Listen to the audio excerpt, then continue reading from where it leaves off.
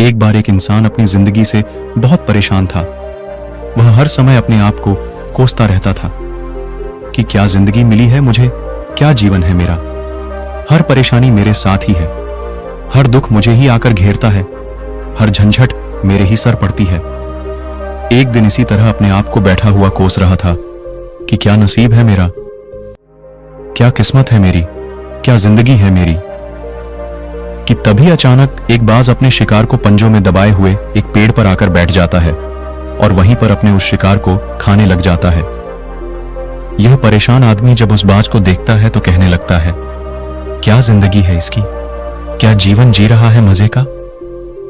ना इसे खाने की चिंता, ना पीने की, ना पहनने की और ना ही परिवार की। शिकार करता है और मस्त खुली हवाओं में कभी इधर घूमता है, कभी उधर घूमता है, सारे दिन आसमान में उड़ता रहता है। असल जिंदगी तो यही है, जीवन तो यह जी रहा है। और फिर वह आसमान की तरफ देखकर जोर जोर से चिल्लाता है कि काश मैं भी एक बाज होता तो मुझे भी कोई दुख ना होता, मुझे भी कोई परेशानी ना होती। काश मैं भी एक बाज होता। जब वह 2 से 3 बार जोर जोर से चिल्लाता है कि काश मैं भी एक बाज होता तो मुझे भी कोई दुख ना होता, मुझे भी कोई परेशानी ना होती, तो अचानक आसमान में बिजली कड़कने लग जाती है और आसमान से आवाज आती है कि हे इंसान, क्या यह हमने सच सुना कि तू हमारी दी हुई जिंदगी से परेशान है और तू एक बाज बनना चाहता है। तो इस आकाशवाणी को सुनकर यह इंसान हैरान रह जाता है और आसमान की तरफ देखकर कहता है कि हाँ, मैं सच में अपनी इस जिंदगी से बहुत परेशान हूं, क्योंकि हर परेशानी मेरे साथ ही है, हर दुख मुझे ही है, हर तकलीफ मेरे ही साथ है। तो आसमान से फिर आवाज आती है कि हे इंसान, एक बार फिर सोच ले, हमने तुझे बड़ी प्यारी जिंदगी दी है, लेकिन अगर फिर भी तू चाहता है कि हम तुझे बाज बना दें तो हम तुझे बाज बना देंगे। लेकिन अगर एक बार हमने तुझे बाज बना दिया तो फिर हम तुझे बाज से इंसान दोबारा नहीं बनाएंगे। तो यह आदमी तुरंत जवाब देता है कि मैंने अच्छी तरह से सोच लिया है कि मुझे बाज ही बनना है, और एक बार बाज बनने के बाद मैं दोबारा कभी नहीं कहूंगा कि मुझे इंसान बनना है। तभी ऊपर से आवाज आती है कि जैसे तुम्हारी इच्छा, और वह इंसान बाज बन जाता है। बाज बनते ही वह इंसान खुली हवाओं में उड़ने लगता है, कभी उड़ता हुआ इधर चला जाता है, कभी उड़ता हुआ उधर चला जाता है और सोचता है क्या मजे की जिंदगी है। असल जिंदगी तो यही है, ना कोई चिंता, ना कोई परेशानी, ना कोई डर। वह सारा दिन ऊंचे आसमान में उड़ता रहता है, 2-3 मिनट पंख मारता है, उसके बाद पंख मारना बंद कर देता है और लंबे समय तक हवाओं में तैरता रहता है। इसी तरह हवाओं में तैरते हुए शाम का समय नजदीक आ जाता है तो वह सोचता है कि मेरे पास रहने का एक ठिकाना भी होना चाहिए, मेरा अपना एक घर होना चाहिए जहां मैं रात में आराम कर सकूं। तो यह सोचकर वह छोटी छोटी लकड़ियां इकट्ठा करने लग जाता है और एक ऊंचे पेड़ पर अपना घोंसला बनाने लग जाता है। एक एक लकड़ियां इकट्ठा करके वह अपने लिए एक सुंदर सा घोंसला तैयार कर लेता है और रात में उसी में सो जाता है और सोचता है सुबह उठकर शिकार भी करूंगा और सुबह उठकर फिर से मौज मस्ती भी करेंगे, खुली हवाओं में उड़ेंगे। सुबह होते ही वह शिकार की तलाश में निकल पड़ता है, हवाओं में उड़ता रहता है। ऊपर से जाकर देखता है कि कहीं जमीन में मुझे कोई शिकार नजर आए तो मैं तुरंत जाकर उसे दबोच लूं और वहीं पर खा लूं, लेकिन उसे कोई शिकार नजर नहीं आता। काफी समय बीत जाता है, वह लगातार ऊंचाई से शिकार को ढूंढता रहता है, लेकिन उसे कोई शिकार नहीं मिलता। फिर पास एक जंगल होता है, यह उस जंगल में चला जाता है, यह सोचकर कि शायद वहां कोई अच्छा सा शिकार मेरे हाथ आ जाए। यह जंगल के ऊपर उड़कर शिकार को ढूंढता रहता है, जंगल के अंदर जाकर भी शिकार को ढूंढता है, लेकिन इसे वहां भी कोई शिकार नहीं मिलता। शाम का समय नजदीक आ जाता है तो मायूस होकर वापस अपने घोंसले की तरफ लौट रहा होता है कि रास्ते पर थककर एक पेड़ के ऊपर बैठ जाता है। जब यह उस पेड़ के ऊपर बैठा होता है तो उसकी नजर एक बीमार चिड़िया पर पड़ती है जो कि घायल अवस्था में होती है। यह तुरंत जाकर उसे दबोच लेता है, उसके पंख निकालकर अलग कर देता है और उसे खा जाता है। उस चिड़िया को खाने के बाद वह अपने घोंसले की तरफ उड़ जाता है और रास्ते में सोचता है कि चलो बीमार चिड़िया ही सही, लेकिन कुछ तो खाने को मिला। वह अपने घोंसले पर पहुंचकर आराम करने लगता है और सोचता है सुबह एक अच्छा सा शिकार पकड़ूं और अपनी भूख मिटा लूंगा। जैसे ही सुबह का प्रकाश होता है, यह निकल पड़ता है अपने शिकार की तलाश में। हवा में उड़ता रहता है, लेकिन आज फिर कोई शिकार इसके हाथ नहीं आता। काफी समय बीत जाता है। यह ऊंचाइयों पर जाकर अपनी तेज नजरों से शिकार को ढूंढने की पूरी कोशिश करता है, लेकिन इसे कोई भी शिकार नजर नहीं आता। फिर यह पास के उस जंगल की तरफ चला जाता है, लेकिन इसे वहां भी कोई शिकार नहीं मिलता। इसी प्रकार पूरे दिन उड़ते उड़ते शाम का समय नजदीक आ जाता है, तो यह निराश होकर वापस लौटने लगता है और रास्ते में एक पेड़ पर आकर बैठ जाता है। सोचता है शायद आज फिर कोई बीमार चिड़िया मेरा इंतजार कर रही हो, लेकिन हर बार किस्मत मेहरबान थोड़ी होती है। आज इसे कोई बीमार चिड़िया नहीं मिलती। यह थक हार कर वापस अपने घोंसले की तरफ चल पड़ता है और घोंसले पर पहुंचकर भूखा प्यासा ही सो जाता है और सोचता है कल सुबह एक बड़ा सा शिकार पकड़ा और आज की भूख भी मिटा लूंगा।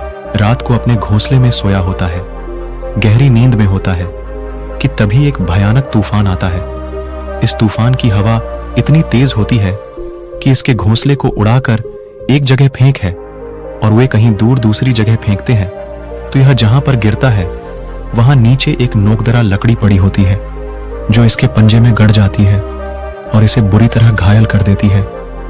तूफान के रुकने के बाद बारिश शुरू हो जाती है। तेज बारिश होती रहती है, पर यह किसी तरह से पेड़ों के नीचे छुपकर बैठा रहता है। बड़ी मुश्किल से इसकी रात कटती है। जब सुबह होती है तो बारिश रुक जाती है। बारिश के रुकते ही चारों तरफ खुशियां छा जाती हैं, चारों तरफ हरियाली छा जाती है। नदियां और झरने तेजी से बहने लगते हैं। सब कुछ फिर पहले के जैसा हो जाता है। लेकिन यह बाज अब पहले के जैसा नहीं रहा। इसका पांव बुरी तरह घायल हो चुका है।